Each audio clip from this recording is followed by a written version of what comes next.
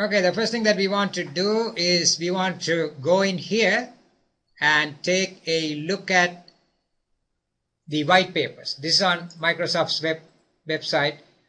Here is where you would go to get all the information that you need. Here are very many useful white papers. You just go through them to see which one you like. All right, it's up to you to see which one you like.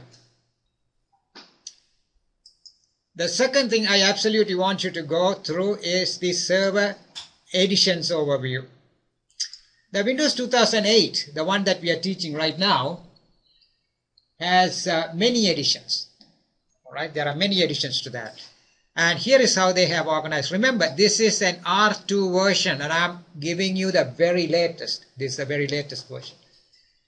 And first you have the foundation version, which is the one that only OEMs, you know what OEM is, only OEMs can give it to you. In other words, it comes shipped with the Windows Server. It is usually for very few people.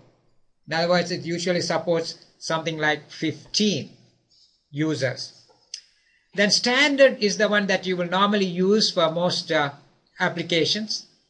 If you want to use in an organization with much more power, then you have Enterprise Edition.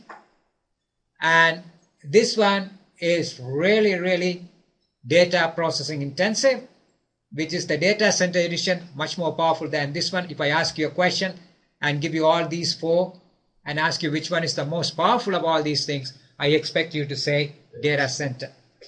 Then you have the other version, Web Server. This is a simpler version. Although it's in here further down, it is a simpler version. Why is this a simpler version? Because it is used only as a web server. Then you have High Performance Server, HPC. I need to get more information. You can click on each one of these and get additional information on these servers. And finally, you have an Itanium based server. This is called an Itanium. What is an Itanium? Itanium is a special processor that has been produced by, I believe it's still Intel, that as in the past was produced to be used in the server.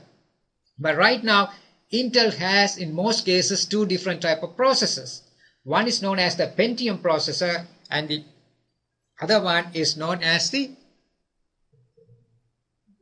Xeon processor.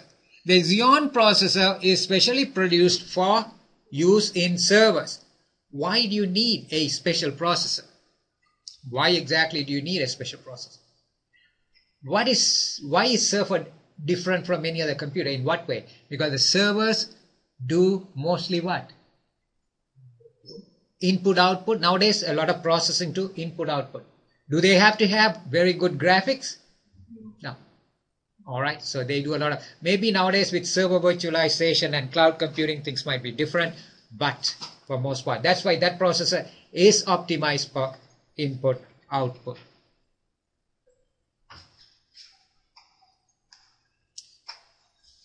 Alright, now